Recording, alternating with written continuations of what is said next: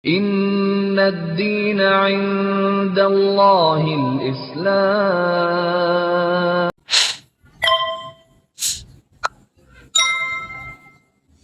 Utarakan kegelisahan saya seorang Katolik, tapi kenapa saya malas ke gereja? Segala macam. Terus dia cuma kasih bilang gini aja deh, berdoa. Oh, saya bilang saban hari saya berdoa, nggak kurang-kurang saya ke gereja. Nah, kalau mau masukkan berdoa, caranya gimana? Begini, sebut ya Tuhan, dia bilang. Allah nih, kalau ya Allah kan agama kamu. Jangan ya Allah. Ya Allah udah agama saya, Tuhan aja yang netral nih. Oh gitu. Nah, kalau bilang saya 95% orang etnis Tionghoa masuk Islam pasti dimusuhin sama intern keluarganya. Termasuk saya. Ada lebih. Assalamualaikum warahmatullahi wabarakatuh. Saya Denny Sanusi. Kalau tiga namanya Chong Bun Vi. Nah, saat ini di organisasi PT saya, Persatuan Islam Tionghoa Indonesia, saya menjabat sebagai PLT Ketum Persatuan Islam Tionghoa Indonesia. Dan selama ini kegiatan saya di organisasi dan juga membantu istri kebetulan ada bisnis di travel ya, umroh dan haji. Jadi hidayah itu kan ketentuan Allah ya, kapanpun, dimanapun, dan siapapun. Kalau udah hidayah itu memang akan dapatkan pada seseorang, itu pasti akan dapat hidayah itu. Secara singkat, kalau saya mau bicara bahwa kenapa saya akhirnya memilih Islam. Dulu awalnya samalah seperti keluarga Tionghoa lain, itu leluhur ya. Terus karena lingkungan, kebetulan saya SMA di budaya, maksud ini, budaya sini Matraman. Nah itu kan Katolik, saya belajar Katolik. Dan akhirnya saya tertarik, dia dibaptis jadi Katolik. Baptisnya dulu Yohanes. Tapi terus memang namanya panggilan hati ya, nggak bisa dibohongin. Nurani saya tuh tetap gelisah gitu. Gelisah, jadi lucu juga sih, saya masih muda, masuk SMA kok udah berpikir ke arah agama gitu. Karena biasanya kan anak-anak muda beda ya. Nah, itu saya setback ke belakang, saya ingat. Jadi saya selalu penasaran sama namanya kepercayaan. Saya ketemu sama orang, saya tanya, Bapak agamanya apa? Karena sini mayoritas hitam, saya Islam. Saya ke dokter, saya sakit, dok agamanya apa? Saya Islam. Nah, suatu saat saya ketemu dengan orang tuh, dialog saya nyambung gitu. Ini singkat aja. Nyambung, terus saya utarakan kegelisahan saya. Saya seorang Katolik, tapi kenapa saya malas ke gereja? Segala macam. Terus dia cuma kasih bilang gini aja deh, berdoa. Oh, saya bilang saban hari saya berdoa. Nggak kurang-kurang saya ke gereja. Nah, kalau mau masukkan berdoa, caranya gimana? Begini, sebut ya Tuhan, dia bilang. Itu yang, maaf saya potong, itu yang ditemui Kodeni itu maksudnya Islam juga, seorang ustadz atau guru agama atau apa gitu, atau ya, pengusaha? Seorang guru agama, biarpun tingkatannya ini ya, tingkatan kampung lah gitu. Nah, dialog tuh nyambung. Dia kasih saya masukan, gini aja, kalau kamu minta maksudnya berdoa. Nah, sebelum tidur berdoa, dia bilang, sebut ya Tuhan, jangan ya Allah nih. Kalau ya Allah kan agama kamu. Jangan ya Allah. Ya Allah udah agama saya, Tuhan aja yang netral katanya. Oh gitu. Nah, ini kan saya tertarik. Bagaimana? Ya sebelum mau tidur kamu sebut berdoa, ya Tuhan tunjukkanlah saya agama mana yang dibenarkan di dunia dan di akhirat, dan agama mana yang dapat menyelamatkan saya di dunia dan akhirat. Udah itu aja. Sebelum tidur kamu baca.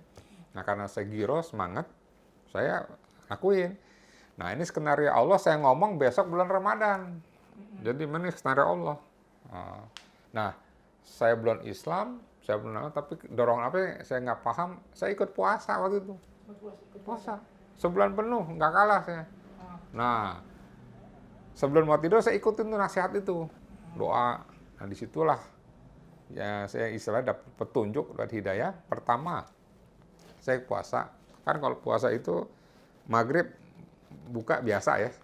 Nah, suatu saat lagi saya puasa di bulan Ramadan itu, saya nungguin maghrib, saya setel radio. Pas saya setel tiba-tiba azan. Pas saya dengar azan saya kaget setengah mati sampai saya ada kayak orang kelengar lah, sampai ada pingsan, saya nggak ingat semenit 2 menit, kaget gemeter saya. Padahal saban hari sebelumnya saya dengar azan biasa aja. Saya kaget, kenapa ini kok begini? Terus saya ngomong sama yang kasih petunjuk. Pak, ini kenapa Pak? Oh, mungkin tuh suatu petunjuk, tapi kan kamu masih bingung kan? Iya. Terus doa. Nah, sekarang doa lagi sama Tuhan. Maksudnya apa tuh? Petunjuk apa? Nah, saya semakin semangat. Suatu saat di bulan Ramadan juga saya tidur, saya mimpi nonton TV orang main rebana gitu. Nah, rebana kan siar Islam juga. Itu kedua. Yang ketiga yang sampai sekarang saya masih merinding, suatu saat dia tuh manggil saya. Dan kalau bisa ini malam jangan tidur. Nah, kalau saya jelasin, kamu nggak bakal ngerti. Tapi menurut Islam, di bulan Ramadan itu ada namanya satu malam istimewa. Mungkin ini malam. Saya ingat malam itu malam 27. Oh begitu. Iya deh. Saya kan ikut-ikutan aja kan.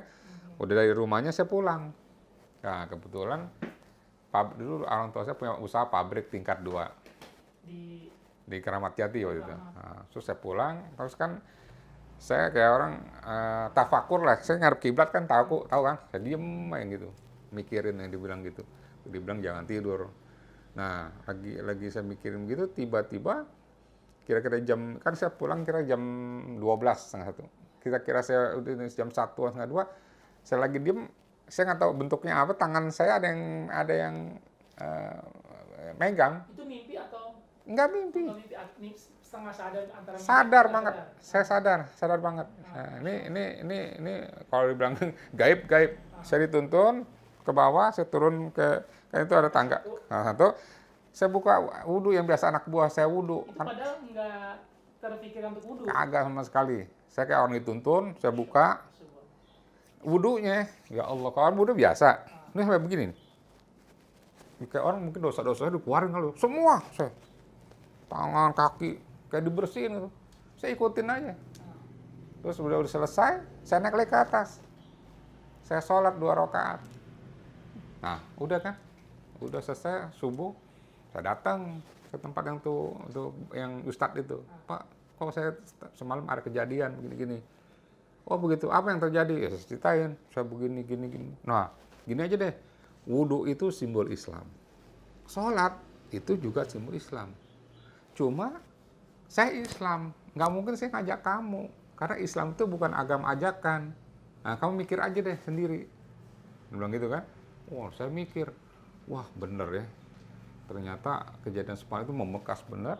Sudah selesai, berapa hari, terus bulan Ramadan selesai, Idul Fitri, sehari apa 2 hari, sedangkan niat saya sendiri, saya langsung khitan.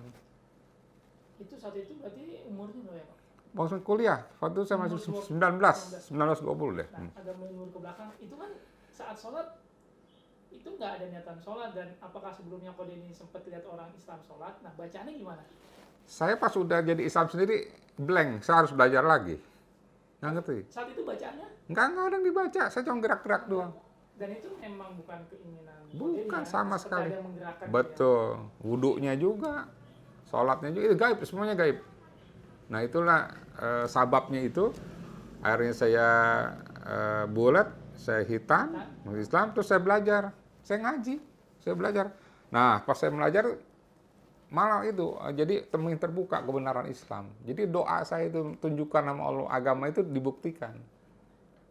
Padahal sebelumnya nama etis Tionghoa ya, kan nama Islam dulu, saya nama Islam negatif semua. Kan lu saya ngalamin. Saat-saat saya di Cina loh, ya kan? Makan babi sekalian, saya ngalamin. Apa yang tertarik? Jadi dulu nih sebelum saya masuk Islam, saya lebih baik lihat kotoran daripada ngeliat Islam. Itu berarti ya dari kecil, dari SD itu? SD, ya. Itu oknum kan, yang melakukan itu kan. Ternyata salah. Ajaran Islam itu luar biasa. Nah, sampai saya ngaji segala macam, saya menemukan kebenaran di agama Islam itu. Kalau dari keluarga berarti Katolik ya, bukan Buddha lah? Kebanyakan bukan Katolik, Buddha.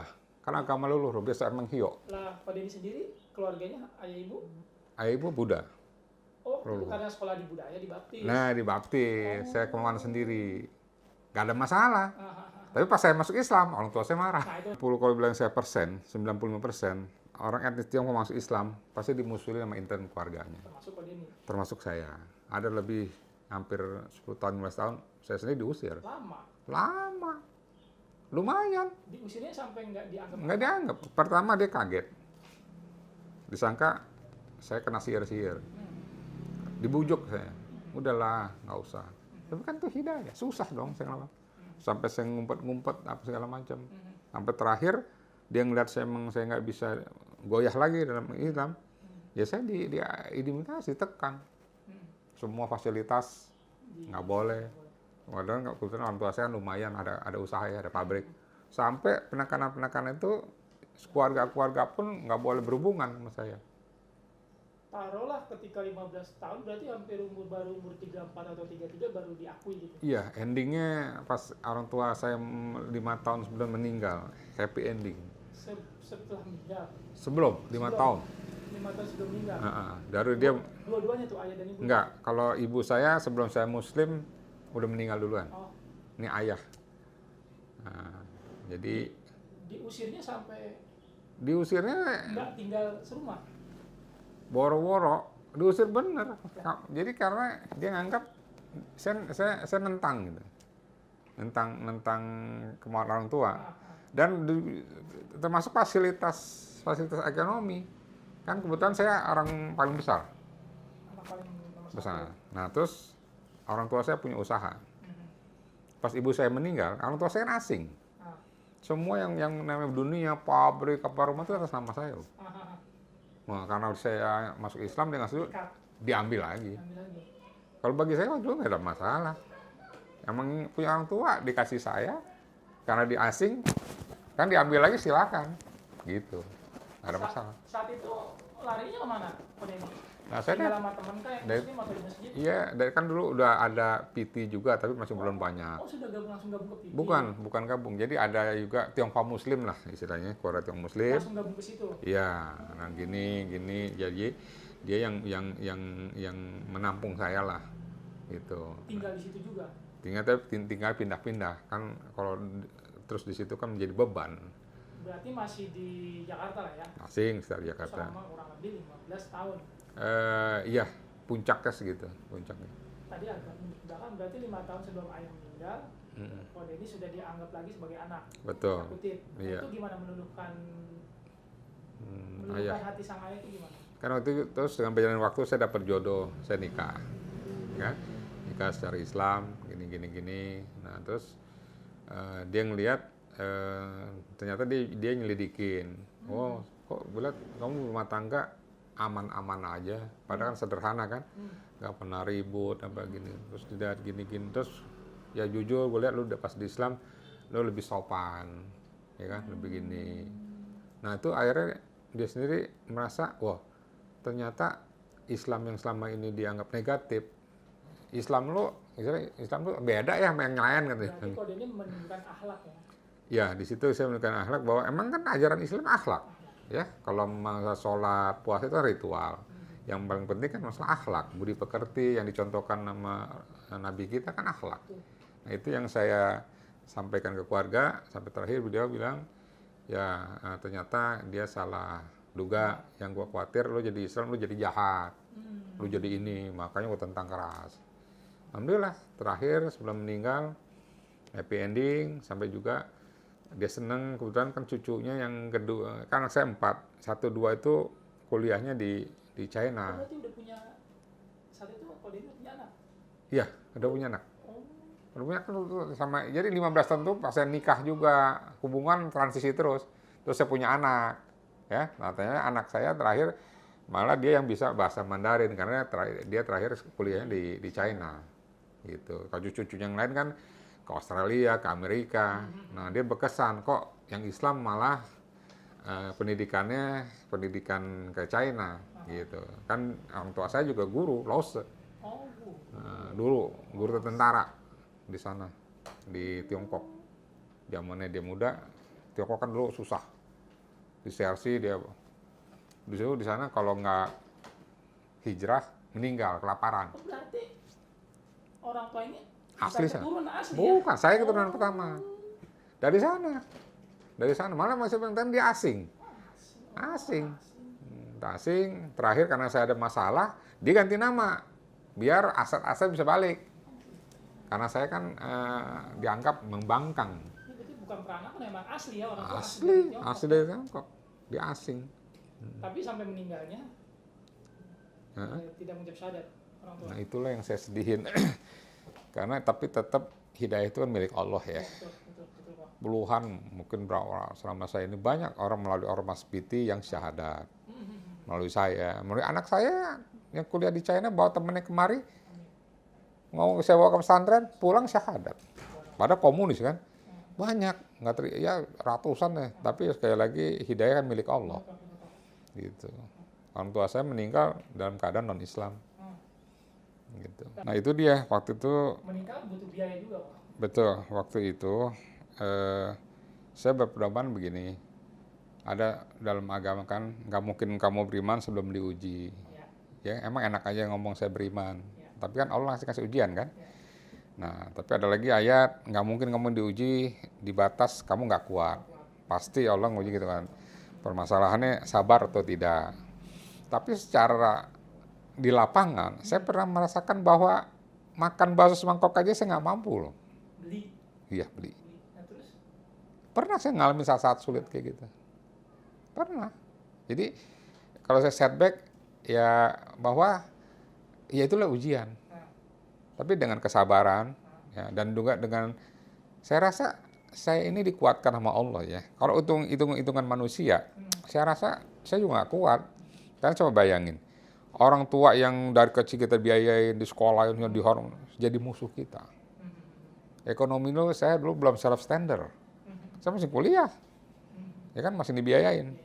Tiba-tiba saya di negara kayak Irak tuh di embargo. Demi din ya. Tapi karena dengan kesabaran dan kuatkan sama Allah, saya bisa alhamdulillah melewati fase-fase itu dengan tidak meninggalkan hal-hal pendidikan anak-anak saya. Ternyata dengan kesulitan itu benar, ada kesulitan satu, ada kemudahan dua. Malah anak saya empat hampir semua sekolahnya di luar negeri. Jadi ada kemudahan gitu. Yang tadi beasiswa, ada yang ini dua di Cungko, yang dua di Saudi kan, dan punya pendidikan yang bagus. Ya, salah satu kan cukup menonjol, kayak Firdaus di Madinah. Gitu. Jadi intinya Allah membalas apa yang kita sudah jalanin, biarpun balasannya bukan berupa uang, tapi berupa fasilitas. Itu yang saya syukurin, anak-anak saya dapat pendidikan yang sangat baik. Yang pertama kan doktor, terus China. Yang kedua S1, yang ketiga Madinah, yang keempat SMA-nya di Saudi. Nah sekarang dia karena perempuan, dia di Bakri, sekarang udah lulus juga tahun ini. Jadi alhamdulillah, biarpun dengan kesederhanaan, anak saya dapat pendidikan yang cukup baik. Yang Gitu. saya ingin tanyakan lebih kepada titik ininya, waktu itu apa sih kok usahanya apa ya? Maksudnya profesinya intinya untuk menafkahi baru nikah, kondisi dulu begitu. Ya. Usaha apa, kok dagang atau apa? Awalnya kan saya memang bisnis, kan orang tua saya punya pabrik minuman. Yang dulu kan masih ingat gak yang ada Grim Soda, Kopi Bir. Itu orang tua paling 3 besar Jakarta.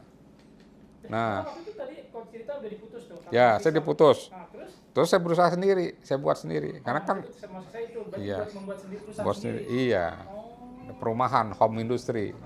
Saya dari A sampai Z saya ngelakuin. Kalau dulu kan punya supir, punya anak buah kan. Saya enggak, dari cuci botol apa saya lakuin untuk nafkahin saya pas saya udah keluarga.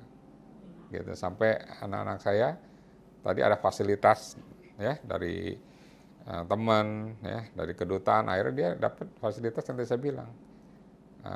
Sekolah yang baik tapi free, beasiswa semua. Dari TK dapat fasilitas itu.